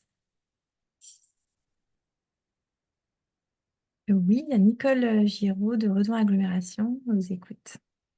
Bonjour, c'était un retour d'expérience sur une prestation auprès d'un chantier d'insertion. En fait, on souhaitait faire travailler un chantier d'insertion sur une partie de notre territoire, parce que nous, on est sur 3 petits bouts du département. Et comme la structure avait d'autres activités que l'insertion par l'activité économique, on n'est pas passé par un marché réservé, mais on a fait un marché de prestations d'insertion. C'est-à-dire qu'au lieu d'acheter de la prestation espace vert, on a acheté de l'insertion par l'activité économique. Et le support, c'était les espaces verts. Voilà. Une autre petite astuce quand des fois les structures sont pas que SIAE. D'accord. Merci.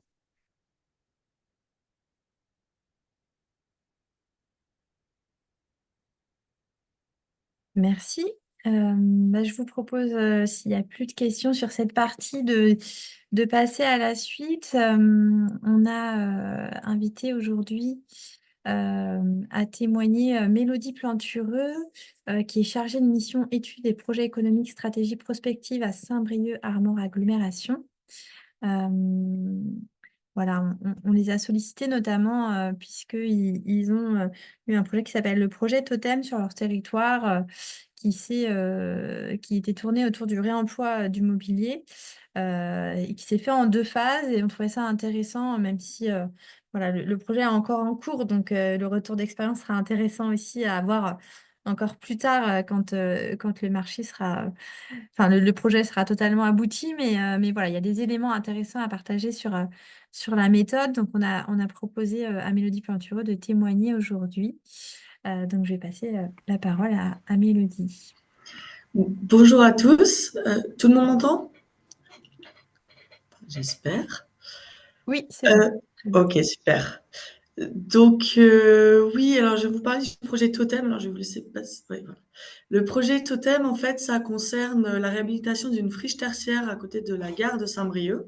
Donc, c'est une friche qui fait 6000 m² et pour lequel nous venons de lancer un SAD, donc un système d'acquisition dynamique, pour pouvoir meubler 3000 m² des 6000 m² du bâtiment en mobilier de réemploi, surcyclage et reconditionnement. Et donc, ça fait donc ce projet-là, pour ce projet-là, j'ai une enveloppe de 200 000 €, excusez-moi. Et ça fait suite en fait à une première démarche qui avait eu lieu sur le chantier, à savoir de la dépôt sélectif de matériaux.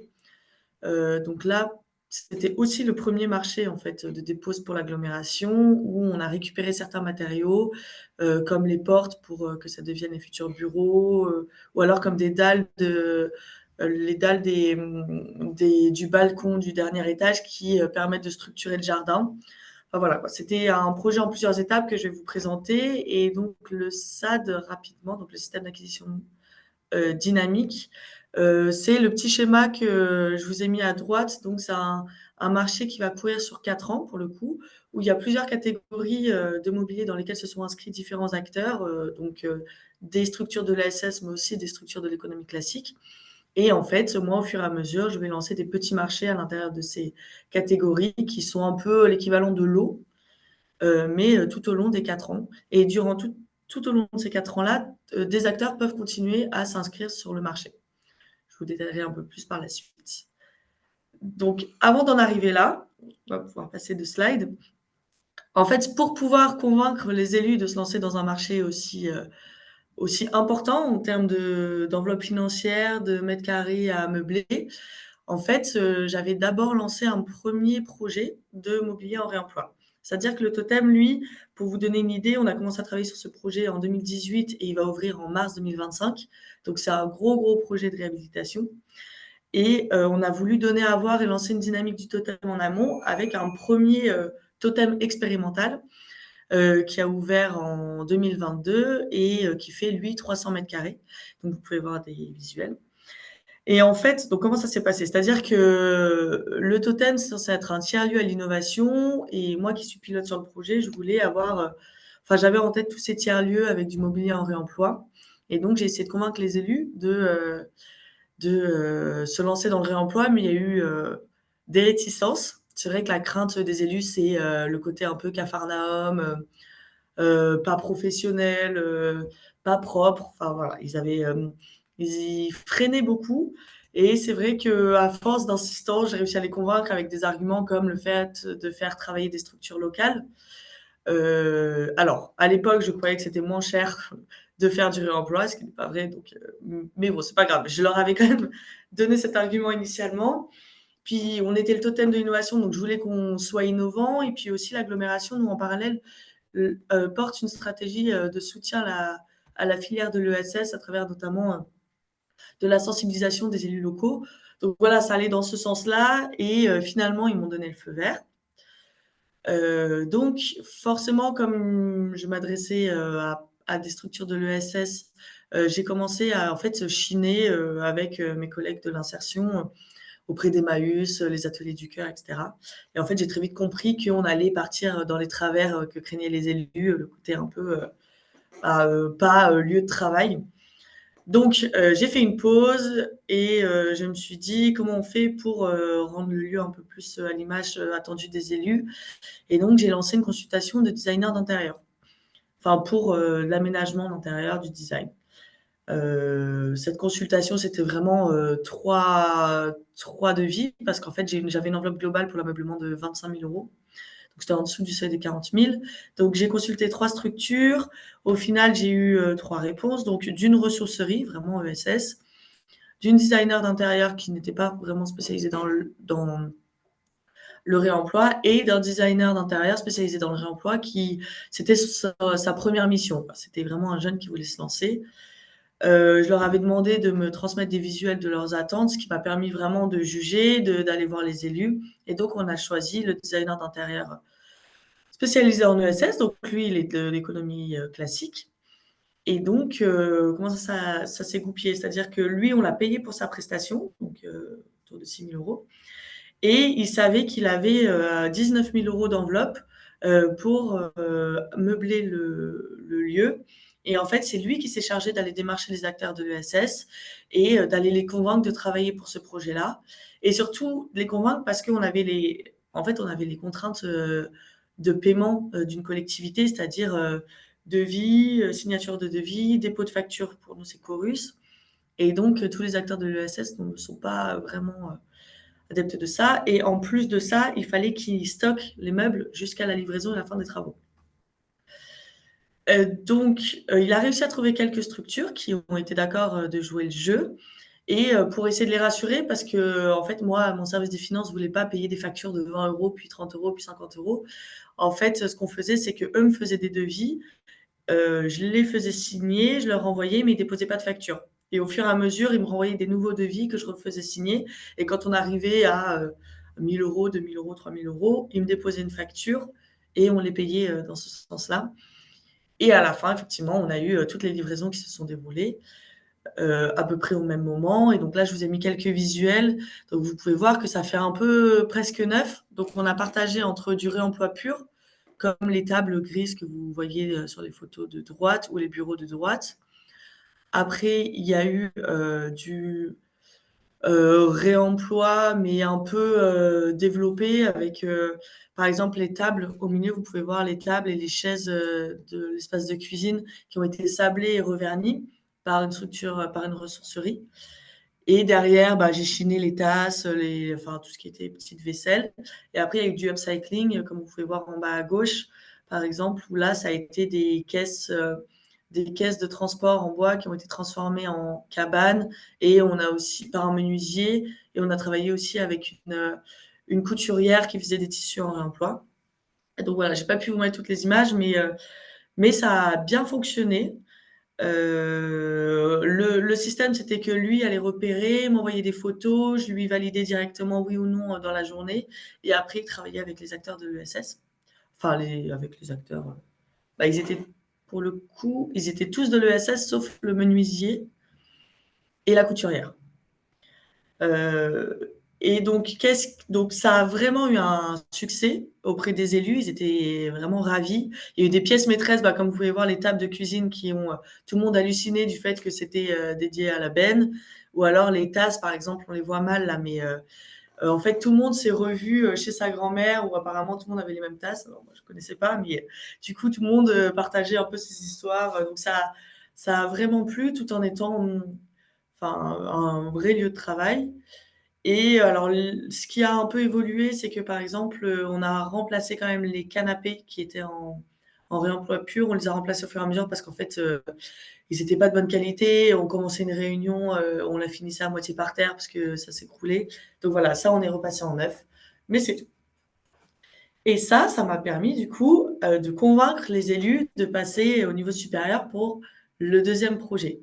C'est-à-dire qu'on est passé de 25 000 € à 200 000 €. Et donc, là, c'était vraiment le projet principal. Et ils ont encore freiné en disant non, mais là, Mélodie, on est obligé de passer quand même avec du mobilier, on va dire sérieux. Mais à force de leur remettre le succès un peu du totem expérimental, ils m'ont dit bon, allez, on te fait confiance. Et donc, c'est reparti. Sauf que là, moi, j'ai été rattrapée par les marchés publics qui m'ont dit que c'était pas la même chose que 25 000 € parce que je pouvais pas aller voir un acteur puis un autre acteur. C'était du saucissonnage, comme ils disent. Et donc, il fallait considérer une enveloppe globale de 200 000 €. Et donc, ils ont voulu m'imposer, OK, je voulais faire du réemploi, mais ce sera selon les règles du marché public. Et au début, c'était un marché de mobilier avec de l'allotissement. Donc, je leur ai dit que ça semblait peu probable pour l'ESS et pour le fonctionnement du marché. Donc, avec ma collègue de Territoire Économie Ressources, parce qu'on est également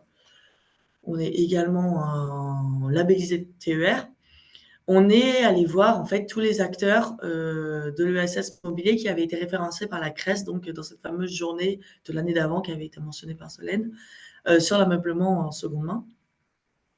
Et donc, on est tous allés les rencontrer, on est allé sur site, d'abord pour savoir ce qu'ils étaient en capacité de faire, et pour aussi connaître leurs freins et voir s'ils avaient envie de répondre à un marché public.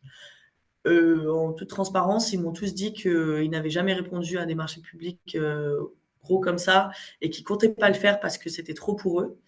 Et donc, il a fallu faire beaucoup de sensibilisation et de les rassurer pour leur dire qu'on allait faire en sorte que le marché public s'adapte à eux et non l'inverse. Et donc, leurs freins, notamment, c'est...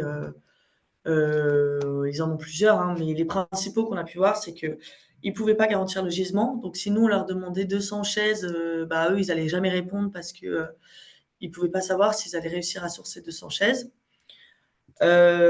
Pour certaines structures, ils n'avaient pas les compétences qui étaient garanties parce que certaines en ESS sont des structures d'insertion sociale et d'insertion par l'activité économique. Et du coup, en fait, ils peuvent avoir quelqu'un en contrat chez eux qui, par exemple, sait faire de la couture.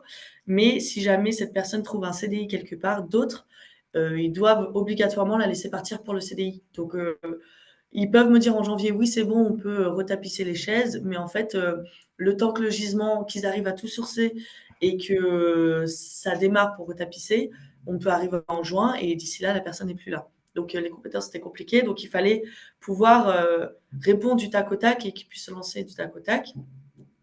Ils m'ont aussi dit que voilà, des petits gisements étaient préférables parce que sinon, ils ne pouvaient pas s'engager. Et ils ont pour beaucoup, ils ont des problèmes de stockage. Donc du coup, face à ce constat-là, j'avais du mal à envisager un marché à l'outil où on doit, nous, déjà anticiper tous les mobiliers dont on aura besoin d'ici 1 an plus tard, et où eux doivent s'engager sur du mobilier d'ici 1 an plus tard, alors qu'en fait, ils n'ont aucune idée s'ils étaient capables de le faire. Donc pour avoir plus de souplesse, à force de réflexion, d'un coup, mes collègues des marchés m'ont parlé du système d'acquisition dynamique qui permet du coup de faire partir des marchés, mais au fur et à mesure du temps. Et donc, moi, ça me permet de m'adapter en fonction des réponses, de me dire, bon, bah là, moi, mon enveloppe, j'ai trop dépassé sur ce petit lot-là, donc je vais changer de fusil d'épaule pour l'autre lot. Et en fait, voilà, je peux adapter mon marché au fur et à mesure. Et du coup, les acteurs, eux, répondent au tac au tac. Ils ont 10 jours minimum pour répondre. Ça peut aller après à plus, mais du coup, voilà, on crée un genre de rythme qui se fait au fil de l'eau et qui peut permettre de fonctionner. Alors, comment je m'y suis prise pour en arriver là? Je ne sais plus combien d'heures. Je vais vous partager un document, parce que pour vous montrer quand même l'ampleur des autres, je vais continuer. Du travail. Alors, et bien sûr, je ne le vois pas. Bon, je vais faire écran. Alors, est-ce que vous voyez mon document Excel? Oui, c'est bon. Ok, parfait. Donc, en fait, j'ai commencé par, de mon côté, passer. Donc, c'est un bâtiment qui fait 9 niveaux. Et donc, par niveau, j'ai pris chaque espace et j'ai listé chaque mobilier qui allait devoir rentrer dans l'espace avec un code couleur où vous pouvez voir en bleu, c'est ce qui était dans mes marchés travaux qui étaient déjà lancés, donc menuiserie intérieure, etc. En rose, c'est ce qui était déjà au totem expérimental et que je souhaitais réutiliser. En orange, c'est ce qui pouvait venir dans le marché réemploi. Et en vert, c'est ce qui me semblait devoir passer en neuf, notamment pour des raisons de réglementation. Parce que tout ce qui est tissu ou mobilier rembourré avec tissu, c'est une contrainte énorme en termes de réglementation et pour les pompiers. Et donc, voilà, j'ai dû aussi faire une partie réemploi et une partie neuve. Notamment parce que comme il fait 6000 m², moi je suis en ERP catégorie 2, c'est-à-dire que chaque mobilier est contrôlé par les pompiers. Donc, je vais juste pour vous montrer. Donc, on a fait ça pour tout le bâtiment, par étage, par espace. Et donc, après, j'ai pu créer, excusez-moi, je vais trop vite. J'ai pu créer, en fait, une synthèse de ce dont j'aurais besoin en réemploi. Et donc, là, c'était, j'aurais besoin de tant de tables, de tant de bureaux, de tant de meubles de rangement, de tant de luminaires, de tant de fauteuils. Enfin, voilà, j'ai synthétisé tout ça. Et après, de là aussi, on a voulu récupérer, c'est pour ça que j'en parlais, la dépôt sélective des matériaux en amont, à la phase démolition du chantier. On a voulu récupérer certains éléments et, par exemple, trouver des acteurs qui pouvaient transformer nos anciennes portes, en bureaux. Ou alors les anciennes poignées de porte en patère. Et donc, voilà. Comme ça, on a commencé à dessiner un petit peu la forme que prendrait le marché. En parallèle, bon, là, je vais pas aller beaucoup plus loin. Ah si quand même. En parallèle, je me suis fait accompagner par un designer d'intérieur pour bien définir les espaces, le style et puis savoir exactement ce à quoi ressembleraient nos mobiliers. Et encore en parallèle, j'avais le sourcing. Donc, c'était ces trois éléments-là. Et le sourcing qui me permettait de construire au fur et à mesure mon enveloppe. Donc là, on voit la quantité par type de mobilier, les espaces et après les estimations issues du sourcing pour pouvoir arriver à la fin à un scénario où j'arrivais à 200 000 € à peu près. Donc, ça m'a permis d'aller vers les marchés publics et de leur dire qu'est-ce qu'on fait de ça? Et eux, ils m'ont parlé du SAD. Et donc, avec ce système de catégories, et ils m'ont dit, il va falloir créer des catégories, et c'est ce que j'ai fait ici. Donc, une catégorie bois-métal, une catégorie assise avec tissu, une luminaire, une mobilier bois. Donc, tout ça, c'est un peu du upcycling ou du sur-mesure. Métal également. Et après, j'ai une catégorie vraiment réemploi pur auprès de ressourceries, donc des bancs, des funbox, etc. Et enfin, j'ai une catégorie aménagement d'espace où là, je vais faire travailler un peu sur l'image du totem expérimental des designers d'intérieur qui, eux, vont aller soit fabriquer tout eux-mêmes, soit aller chercher d'autres acteurs pour meubler des espaces précis. On peut relancer le partage du document initial.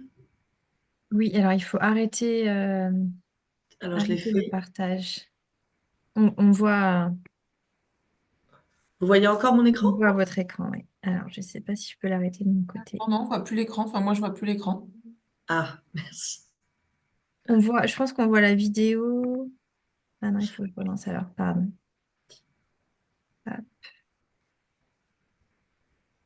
Excusez-moi. Hop. Est-ce que là, ça fonctionne? Alors, pas pour moi. Non. Mince. Non, non, J'ai c'est tout bon, fait. ça va arriver. Hop, je relance tout Ah, ça. Ça doit être bon. Ça fonctionne? c'est bon. Merci. Et donc, de tout ça, on a donc lancé ce SAD et qui nous a permis d'avoir des personnes qui s'inscrivent dans les catégories. Donc, on a aujourd'hui 23 structures qui sont inscrites dans les différentes catégories. Toutes les catégories ont été pourvues. Donc, ça a été un vrai succès. Je souligne quand même que ça a été aussi grâce à Valdelia qui a relancé les acteurs. Ça a été grâce à la CRES et qui a également relancé les acteurs. Et ça a été vraiment par le fait que nous, on a fait énormément d'efforts pour simplifier tous nos marchés. Donc, l'avantage du SAD, c'est que la partie SAD, donc ça veut dire faire un appel et recruter les acteurs, le cahier des charges, il fait 3 pages. On informe juste tous les acteurs pour dire que on a ce projet qui sort, ça va durer 4 ans, on veut faire du réemploi là-dessus, ce sera les catégories, qui veut s'inscrire. C'est juste ça, les gens s'inscrivent. Et après, chaque marché spécifique, donc c'est les petits marchés qui sont lancés dans les catégories, on a fait en sorte de le simplifier au maximum. Et donc, je vous ai mis des extraits à droite de ce qu'on transmet. Donc, c'est un cahier des charges, donc une grille où voilà, on leur dessine ce qu'on voudrait à peu près avec les codes, les dimensions, etc. Et après, on décline les matériaux qu'on souhaiterait ou alors les variables qui pourraient mettre en place. Les typologies, là pour le coup, c'est un mobilier sur mesure sur roulette, table assise. Et voilà, on leur décrit un peu tout et on a un cadre de réponse où ils ont juste à compléter chaque ligne du cadre de réponse. Comme ça, c'est le plus simple pour eux, il n'y a pas de rédaction. Et pour le moment, ça a fonctionné. On a eu nos premières réponses de marché spécifique. On a pu sélectionner notre acteur là. Et juste, on voit l'intérêt du SAD, c'est que ça a été plus cher que ce qu'on pensait. Et du coup, je vais pouvoir rechanger ou certains mobiliers, je pensais les faire sur mesure et on va plutôt passer dans du réemploi. Donc, le SAD permet de moi-même pouvoir m'adapter. Voilà. Merci beaucoup, Mélodie, pour ce partage et ce témoignage. Voilà, on va prendre le temps aussi si vous avez des questions, des besoins de compléments. Ou là encore, si vous voulez partager vos témoignages au retour d'expérience sur d'autres marchés. Voilà, ce sera le dernier temps de questions, réponses, réactions de ce webinaire. Donc, n'hésitez pas à réagir.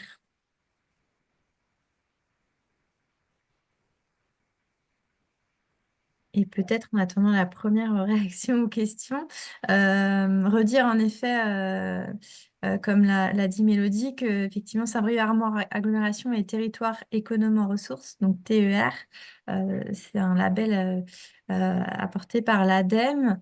Et en effet, c'est des dynamiques qui permettent aussi d'impulser et d'avoir des moyens aussi pour amener ces enjeux notamment de marchés publics qui tiennent compte des enjeux environnementaux.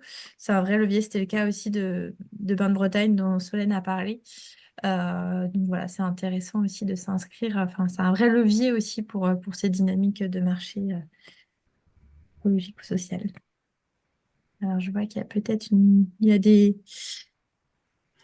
des bravos, des félicitations. En effet, c'est un travail très conséquent.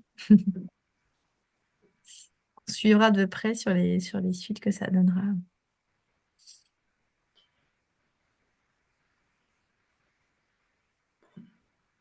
peut-être préciser en attendant qu'il n'y a pas que des acteurs de l'ESS qui ont répondu et qu'on a des acteurs de l'économie classique et on a aussi des fournisseurs de mobilier neuf qui du coup utilisent ce marché, parce que comme il est vraiment conséquent, pour essayer de développer leur gamme réemploi. L'idée, nous, c'est de créer une filière du réemploi. Donc, que ça concerne l'ESS, où on essaye de faire en sorte qu'ils montent en charge et qu'ils soient en capacité de nous proposer presque des catalogues de mobilier ou alors enfin, vraiment, on sait qu'ils ne peuvent pas nous montrer des catalogues, mais valoriser ce qu'ils sont en capacité de faire parce que c'est ce qu'attendent les élus et on sait bien qu'il y a un gap entre les deux. Donc ça nous intéresse beaucoup. Et de l'autre, c'est de pousser les acteurs de l'économie classique à se diriger vers le réemploi. Et pour le moment, tout le monde a répondu présent, donc on est content.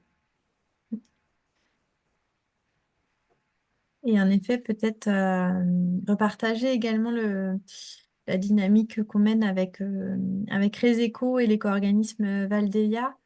On travaille justement sur cette filière un peu spécifique du mobilier en réemploi.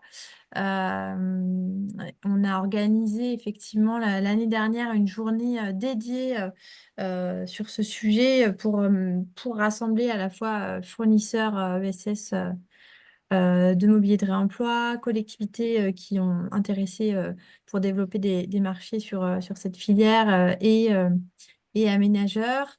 Voilà, c'est une journée qu'on renouvelle le 24 juin prochain. Elle aura lieu à Vannes cette année, un peu sur le même format où il y aura 4 projets qui seront présentés et accompagnés. Enfin, ce sera le lancement de leur accompagnement dans ce cadre-là. Donc voilà, si vous êtes intéressé, n'hésitez pas à revenir vers nous, Reseco ou CRES, pour avoir plus d'informations à ce sujet. Et dans ce cadre également, Mélodie en a parlé, ça a été un outil qui a été utilisé dans le cadre de leur marché. Il y a eu une sorte de catalogue des acteurs du réemploi du mobilier professionnel qui a été publié pour valoriser effectivement ce qui pouvait être fait et donner à voir voilà, des exemples. Donc après, le sujet des catalogues, un sujet qui revient souvent sur la question des achats. Aujourd'hui, en tout cas pour les acteurs ESS, c'est pas forcément l'outil adapté au sens où leur force, c'est aussi de savoir s'adapter, innover et proposer en fonction des besoins des collectivités. Donc se contenter, enfin se réduire à un catalogue, ça réduirait aussi leur champ d'action et leur champ des possibles. Mais voilà, nous, on a souhaité en tout cas valoriser et effectivement montrer le résultat de leur travail pour que ce soit inspirant pour des collectivités. On vous repartagera peut-être le lien vers cet outil, cette publication dans le chat et dans le mail qui vous sera envoyé ensuite. Est-ce qu'il y a peut-être d'autres questions, réactions sur ces présentations? Des questions à Mélodie sur ce projet?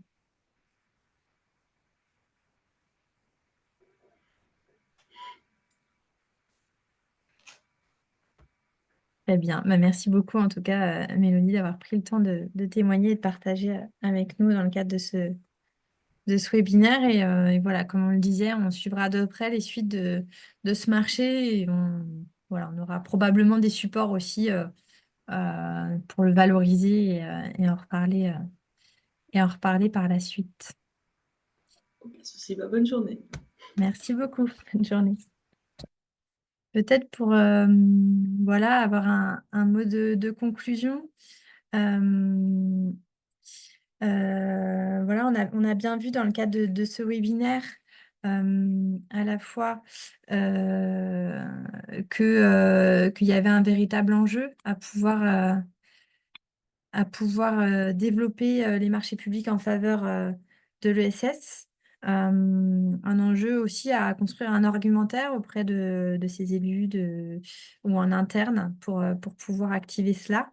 Et sur cet argumentaire, on a vu que voilà, les acteurs ESS se positionnaient vraiment en offreurs de solutions innovantes sur différents sujets, mais qui avaient effectivement des enjeux encore d'accompagnement et de structuration notamment à répondre en groupement, par exemple, pour être en capacité de répondre à des marchés. Donc là-dessus, c'est des enjeux qui vont continuer d'être travaillés, mais ça représente vraiment une alternative pour répondre aux attentes et aux besoins non satisfaits des acheteurs publics. Mais voilà, c'était le sujet du jour, mais aussi privé. Et l'ESS s'est souvent positionné un peu en défricheur voilà, de solutions écologiques locales et innovantes et permet aux collectivités aujourd'hui de s'inscrire dans le cadre des politiques publiques, de répondre aux enjeux de transition écologique et de favoriser toujours le développement économique local et la création d'emplois. Donc voilà, c'est un levier et c'est des arguments qui peuvent être mobilisés auprès auprès des élus, auprès des collègues en interne. Quelques pistes et ressources peut-être pour voir comment développer les achats responsables ESS de sa collectivité. On l'a vu, bien sûr, recenser ses fournisseurs ESS actuels. En fait, parfois, c'est déjà le cas et on ne les connaît pas toujours. Donc, c'est intéressant de faire ce travail déjà en amont et de valoriser ça. Ensuite, repérer les fournisseurs ESS. Donc là, il y a des outils, malgré tout, qui existent déjà. Des annuaires, des cartographies. Sur les aspects environnementaux, il y a Carteco. Sur les aspects sociaux, le marché de l'inclusion. Il y a aussi comme outil toutes les publications des réseaux ESS, les événements qui sont organisés, qui sont proposés par certains pôles ESS sur vos territoires. Et voilà, ensuite, il ne faut pas hésiter à solliciter les réseaux de l'ESS pour imaginer les réponses au marché. Donc voilà, il y a que ce soit sur des segments d'achat spécifiques, de pouvoir y travailler conjointement ou pour mettre en place des temps de sensibilisation, de formation des entreprises de l'ESS sur la réponse au marché public. Donc voilà un peu quelques pistes d'action concrètes à mettre en place et quelques ressources. Alors, plus déjà pour s'acculturer à l'ESS, ce sera partagé dans le support, mais voilà, on a publié un certain nombre de ressources destinées vraiment aux collectivités territoriales pour avoir des éléments et mieux connaître ce secteur, les publications du RTES.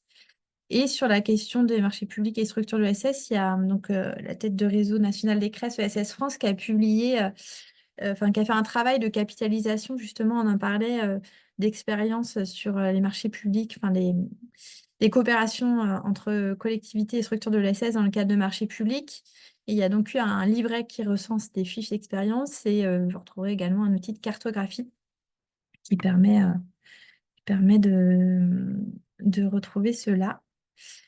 Voilà, et après d'autres outils encore pour creuser le sujet si vous le souhaitez, des webinaires. Donc, il y a des webinaires circulaires. Donc là, c'est vraiment dédié à la question environnementale sur l'économie circulaire, avec les replays qui sont encore disponibles.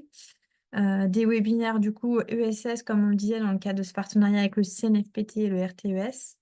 Les prochains ont lieu à partir de septembre, donc en septembre sur le sujet de la mobilité, en octobre sur le sujet des coopérations économiques. On en a un peu voilà, parlé tout au long de ce webinaire. Et en novembre sur les enjeux agricoles et alimentaires, voilà, là aussi où les marchés publics peuvent être un outil intéressant à mobiliser. Voilà pour les éléments de conclusion. Un merci beaucoup aux différents intervenants de ce jour, donc Jean-Jacques Coquel, Solène Bigot et Mélodie Plantureux. Merci voilà, pour vos apports, c'était très riche. Avant de se quitter, je vais vous proposer de répondre à un petit questionnaire de satisfaction pour que nous, on puisse aussi continuer d'améliorer nos webinaires. Donc, il va apparaître sur votre écran et vous pourrez répondre. C'est simplement 4 questions, hein, mais voilà, ça nous permet d'avoir un petit retour sur le déroulé de ce webinaire.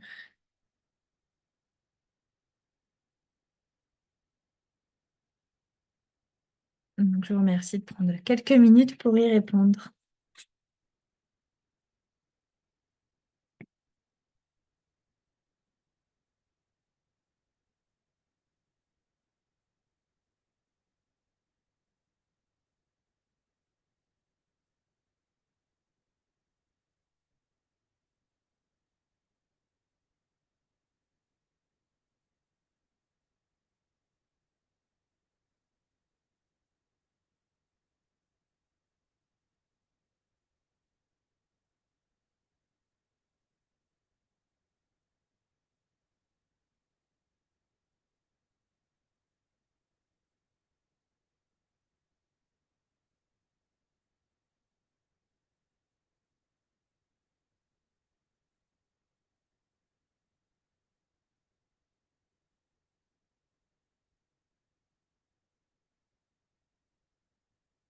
Et Mélodie, il est demandé sur le chat s'il est possible d'avoir vos coordonnées. Je ne sais pas si c'est... voilà. Dans ce cas, peut-être les partager si c'est OK. pour vous. Oui, oui, il n'y a pas de souci. Je vais les mettre. Merci.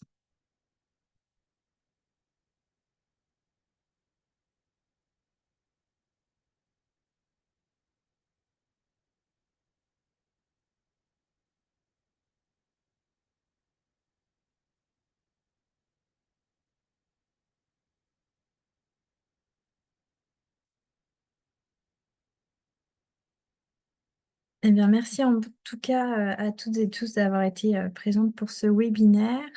Voilà, je vous invite à prendre connaissance des prochains événements ou webinaires qu'on organise sur ces différents sujets, si cela vous intéresse. Et je vous souhaite à toutes et tous une très bonne journée.